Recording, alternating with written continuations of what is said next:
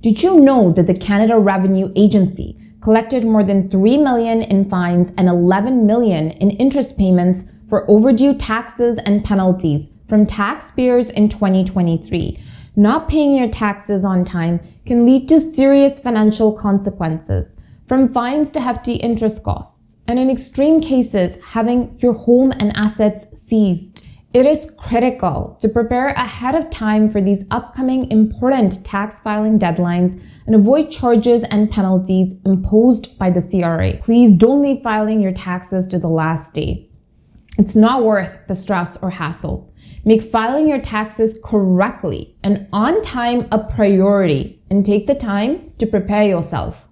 To make things simple, I have provided a breakdown of the key deadlines and put together 6 of the most important items you should be aware of when preparing to file your tax return. First off, we cover personal income tax deadlines. The income tax return filing deadline is April 30th, 2024, which is also the due date to pay any taxes owed to the CRA. The deadline to file for self-employed individuals is June 17th, 2024. However, you still have to pay any taxes owed to the CRA by April 30th, 2024. The earliest date that the Canada Revenue Agency will start accepting electronically filed tax returns is February 21st. The deadline for your employer to send critical tax forms such as your T4 that details your employment income and taxes already deducted on it is February 29th. Most employers will have your T4 available to you prior to the deadline, meaning you can get a head start on preparing your tax return. Finally, in preparing to file your taxes, please get your tax slips and receipts in order, starting with your T4. The T4 is a form that details how much employment income you earned through the year and the taxes already deducted and paid to the CRA. RRSP contribution slips. The last day to make an RRSP contribution if you want it to be included in the 2023 tax year is February 29th, 2024. Please collect all your RRSP contribution slips from the different financial institutions where you have an RRSP account. Medical expense receipts, charitable donation receipts, childcare expense receipts, digital news subscription receipts, such as a subscription to the Globe and Mail, expenses relating to your rental property, such as advertising, property taxes, repair and maintenance, plus the interest on the mortgage that supports your rental property. I'll make a future video on the rental expenses you can deduct and link it here. Tuition payment tax slip, interest on student loans, annual union dues or professional subscription dues, such as for your CPA membership. In my next video, I will cover the most popular tax deductions and credits to remember when filing your taxes for the tax year 2023 to reduce your tax bill and maximize your tax savings. The CRA can pick your tax return to audit, so it really helps to be organized upfront when filing your return. So if the unfortunate occasion does arise where you get a letter in the mail from the CRA requesting evidence, you are not panicking and scrambling. You know exactly how you arrived at these amounts and can track the supporting documents. The CRA has selected my tax return to audit previously, and it brought me great relief that I had all my tax slips and receipts organized in one place to support my tax return filing. For all paper slips and receipts, I scan these using my Notes app on my iPhone. Yes, there is a scan option that allows you to save documents as a PDF after scanning.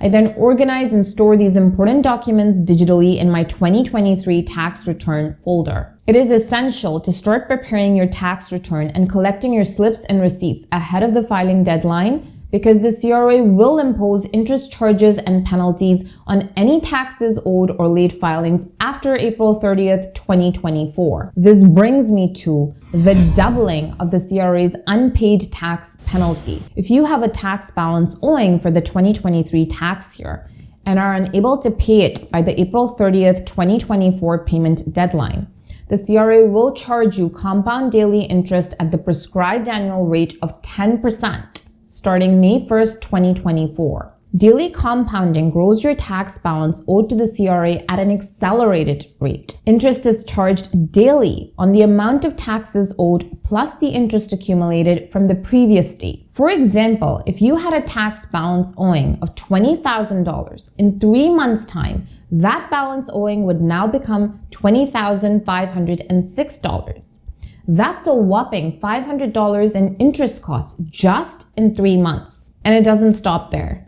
If you file your tax return after the due date and have a tax balance owing, you will be charged a hefty late filing penalty. The late filing penalty is at 5% of your tax balance owing plus an additional 1% for each full month that you file after the due date, up to a maximum of 12 months. If you cannot pay your tax balance owing, you should still file your taxes on time to avoid being charged this late filing penalty. Filing and paying your taxes on time will avoid this altogether. Another sad fact is that the COVID-19 benefits have come to an end. For the 2023 tax year, you won't be able to claim the $500 COVID work from home expenses.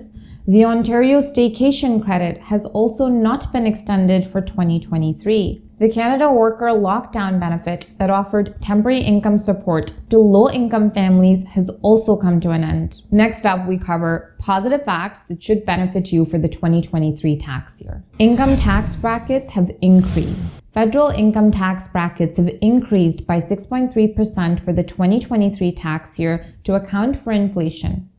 Provincial income tax brackets have also undergone a similar favorable change. Now, more of your income will be taxed in the lower tax brackets, resulting in additional tax savings for you. Another positive update for the 2023 tax year is the increase to the basic personal amount. The federal basic personal amount for 2023 has increased by $600 to $15,000, giving you an extra $600 to shelter from taxes.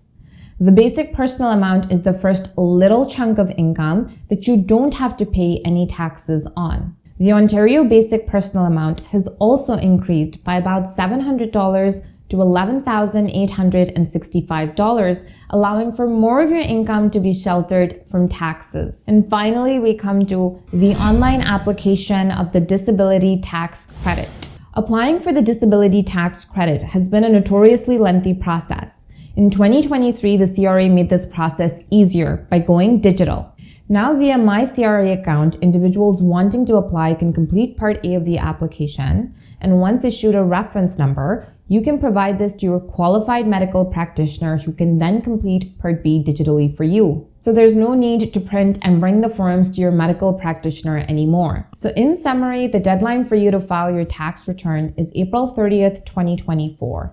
And for self-employed individuals, the deadline is June 17th, 2024. The deadline for you to pay your taxes owed to the CRA is April 30th, 2024. The CRA has doubled its unpaid tax penalty that compounds daily at the prescribed annual rate of 10%. The late filing penalty is 5% of your tax balance owing, plus an additional 1% for each full month that you file after the due date, up to a maximum of 12 months. COVID-19 credits, such as the work from home tax credit along with the Ontario Staycation Credit, have not been extended to the 2023 tax year. Tax brackets and the basic personal amount have increased to account for inflation, allowing for more of your money to be sheltered from taxes. The disability tax credit application is now online. Thank you for watching.